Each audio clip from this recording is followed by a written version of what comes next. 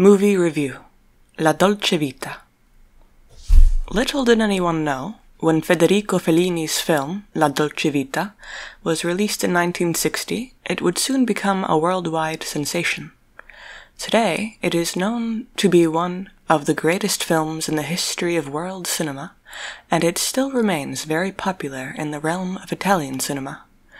The film focuses on the main character, a journalist named Marcello Rubini, played by Marcello Mastroianni, who stumbles apathetically through the luxury, debauchery, and overindulgence of high society Roman life, as he tries to find meaning but ultimately fails to do so.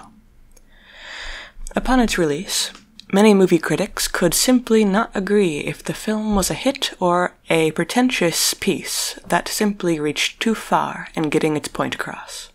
Upon watching La Dolce Vita, it is clear to see that it is not like any other film.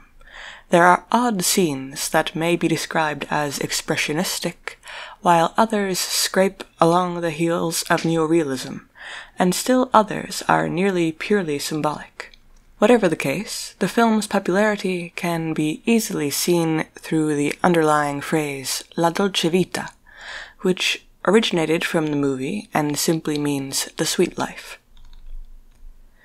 The film not so much flows as jumps through its story, alternating between night and day scenes, leaving it difficult to tell how much time has passed from one scene from the next.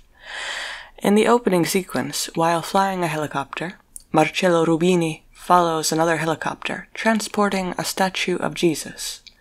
Interestingly, this scene was condemned by the Vatican, as they believed the film was satirizing the second coming of Christ. The movie itself was also banned in a handful of countries such as Spain, which only lifted the ban in 1975 upon the death of its dictator, Francisco Franco. As night arrives, Marcello encounters an elegant heiress named Maddalena in a nightclub. She is exhausted of the many beautiful things Rome has to offer and carries a similar aloofness as Marcello. They drive an out-of-luck prostitute back to her home, a flooded, dirty place, and Marcello and Maddalena have a brief affair in the bedroom while the prostitute wanders elsewhere.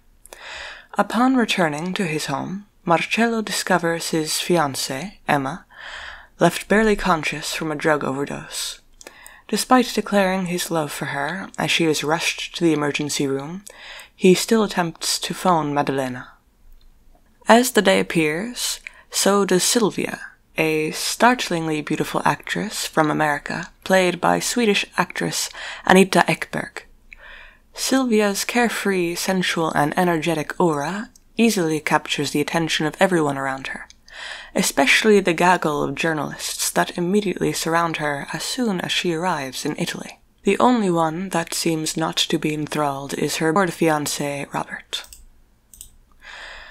Marcello is instantly enchanted by her beauty, and his fascination of her only grows as he wanders around Rome with her, showing her the best views of St. Peter's Square and dancing with her in the baths of Caracalla during the evening.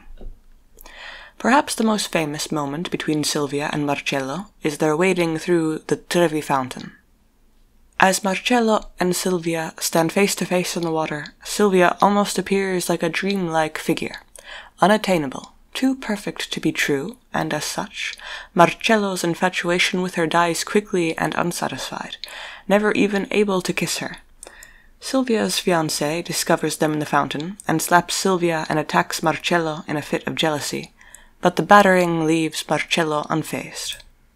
Marcello, an increasingly remote and detached figure, balances his working life with luxury, occasionally bringing along his fiancée Emma, a woman who loves him madly but receives little to no affection from him. Marcello ventures out to report upon a sighting of the Madonna by two children in the Roman countryside. When they arrive, the spot is crowded with believers and other reporters, all focused on two children, that point into thin air and exclaim that they see the Madonna as they run around in pursuit of the invisible holy figure through a heavy rainstorm. The religious crowd destroys a young tree that is believed to have protected the Madonna, ripping apart the branches and taking them for their own. Amid the chaos, a sickly child who has been brought by his mother to be healed is trampled to death under the feet of the crowd, an event which is taken in unsympathetic passing. Marcello and Emma visit Steiner's sumptuous home, a philosophical man with 2 children and a wife. Also at the house is a group of artists and intellectuals, all of whom, despite all their poetry and guitar strumming, seem somewhat bored of each other. A poet from America tells Marcello it's better to stay single and free. Later, Emma tells Marcello that she'd like to have a house together like Steiner's, but Marcello is uninterested.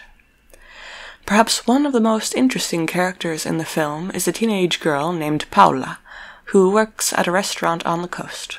She immediately strikes the viewer differently than any of the other women in the film thus far. She doesn't try to play cool or aloof, she isn't disenchanted with life, and she is anything but wealthy. She is an ordinary working-class girl. As we are introduced to her, she is humming a tune from a jukebox as she cleans off tables, while Marcello tries to write a novel. It is revealed that she does not even have a boyfriend. Paula contrasts herself from the other women in Marcello's life through her purity and youthful innocence. She has not been exposed to the copious sex and drugs of high society, and she seems sincerely happy working at a seaside restaurant, whereas true happiness is rare as a unicorn in Marcello's realm, despite all the money at hand.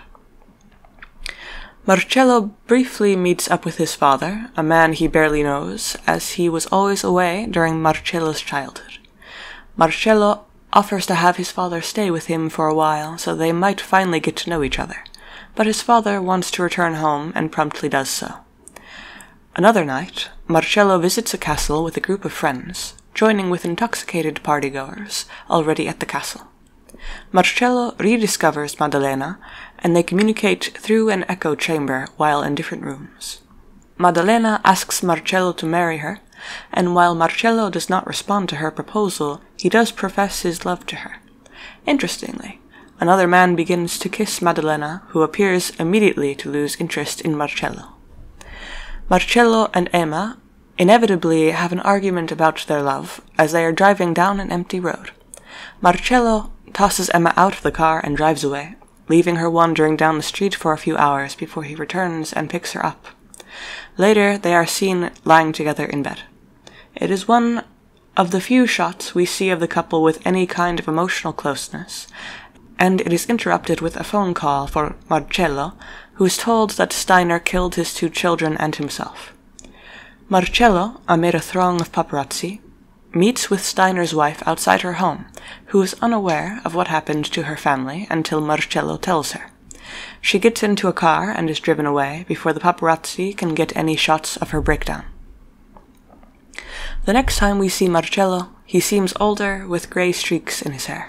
He is at a party in a beachside house that belongs to one of his friends, Ricardo. Ricardo's ex-wife, Nadia, is excited about her divorce and performs a striptease in an attempt to liven up the dull party. However, many of the partygoers are homosexual and don't find her performance particularly stimulating. Interestingly, the song that Nadia strips to is the same song that Paula hums as she cleans up her seaside restaurant. Drunkenly, Marcello urges others to start an orgy, but everyone is too inebriated to be interested. Ricardo returns to his house and, enraged, demands that everyone leave. Marcello and the other partygoers wander around a beach as dawn arrives and discover a strange, dead sea creature that has washed ashore. Despite the creature's spectacular peculiarness, no one's attention is fixated on it for very long. From across a channel of water, Paula appears. She smiles, waves, and calls to him, but Marcello is unable to hear her over the swells of the waves and the gusts of wind. He calls back to her, exclaiming that he is unable to understand her, but she, in turn, cannot hear him. Despite her friendly and welcoming gestures, urging him to cross the channel towards her, he cannot seem to understand and eventually gives up, turning away from Paula and rejoining the other partygoers. Paola watches him go with a smile that is difficult to read.